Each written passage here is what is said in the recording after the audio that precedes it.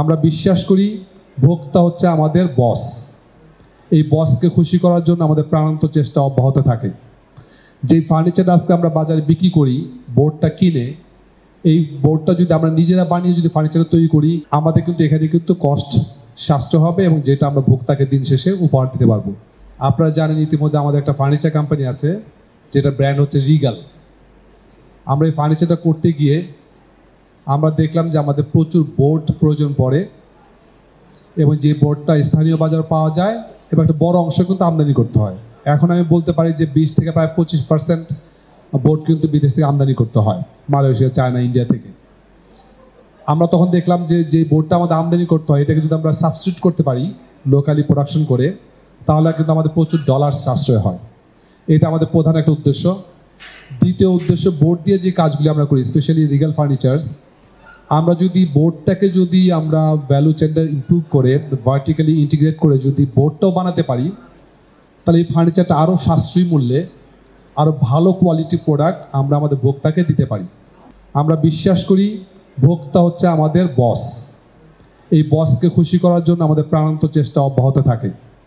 যেই ফার্নিচারটা আজকে আমরা বাজারে বিক্রি করি, বোর্ডটা কিনে, এই বোর্ডটা যদি আমরা নিজেরা বানিয়ে যদি ফার্নিচার তৈরি করি, ইন্টেরিয়র তৈরি করি, আমাদের কিন্তু এখানে কিন্তু কস্ট সাশ্রয় হবে এবং যেটা আমরা ভোক্তাকে দিন শেষে উপহার দিতে পারবো।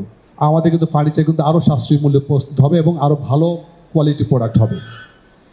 At the same time import substitute করলাম, রপ্তানি করতে হবে।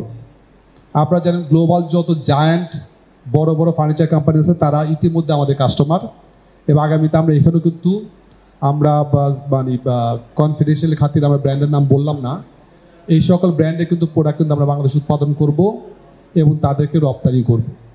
এই বোর্ডটা দিয়ে যখন আমরা প্রোডাক্টটা বানাবো, এই প্রোডাক্টটা মানটা ভালো হবে এবং গ্লোবালি আমরা চায়না এবং ইন্ডিয়ার সাথে কম্পিট করে, মালয়েশিয়ার সাথে কম্পিট করে আমরা কিন্তু এক্সপোর্টটা করতে পারবো। সেকেন্ড, যখন আমরা র মেটেরিয়াল ইউজ করি, তখন গ্লোবাল কাস্টমার আমাদের জিজ্ঞাসা করে এই র মেটেরিয়ালটা এনভায়রনমেন্ট ফ্রেন্ডলি কিনা, এই প্রোডাক্টটা তৈরি হয়েছে কমপ্লায়েন্স ওয়েতে কিনা। যখন বোর্ডটা আমি থার্ড পার্টিতে কিনি, তখন কিন্তু বলতে পারি না এটা কমপ্লায়েন্ট ওয়েতে তৈরি হয়েছে না হয়নি। কিন্তু আপনাকে আমরা বলতে চাই প্লাইম্যাক্স বোর্ডটা যেখানে হবে, এই ইন্ডাস্ট্রিটা fully compliant in respect of worker বলেন, পরিবেশ বলেন, সব ক্ষেত্রে একটা কমপ্লায়েন্ট একটা ফ্যাক্টরি করেছে আমরা, যেখানে ডাস্ট ফ্রি উৎপাদন আপনারা দেখতে পাবেন। আমি বা সাংবাদিক ভাই বোনদের দাওয়াত দিতে চাই, আমাদের ফ্যাক্টরি ভিজিট করেন, দেখেন কত এনভায়রনমেন্ট ফ্রেন্ডলি আমরা করেছি। দেন র মেটেরিয়াল সোর্সিং, আপনারা জানেন যে ট্রি প্লান্টেশনের ক্ষেত্রে পরিবেশের ক্ষেত্রে গ্রিন একটা বিশাল ফ্যাক্টর।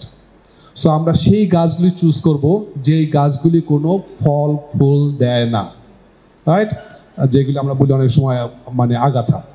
সো এই কাঠগুলি ইউজ করবো, নাম্বার 1। নাম্বার 2, আমরা বলতে চাই যতগুলি গাছ কাঠ আমরা ইউজ করব, তার চেয়ে কমপক্ষে 10 গুণ আমরা প্লান্টেশন করব।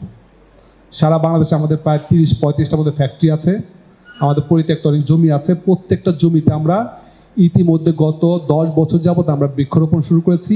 আমরা 1 স্কোয়ার ইঞ্চ জায়গাও আমরা টি প্লান্টেশনের বাইরে রাখবো না। বান্ডেল থাকলে প্রতি সেনমানিতে টাকা বাঁচবে। বিকাশ সেনমানি বান্ডেল কিনে জিতুন প্রতি লেনদেনে।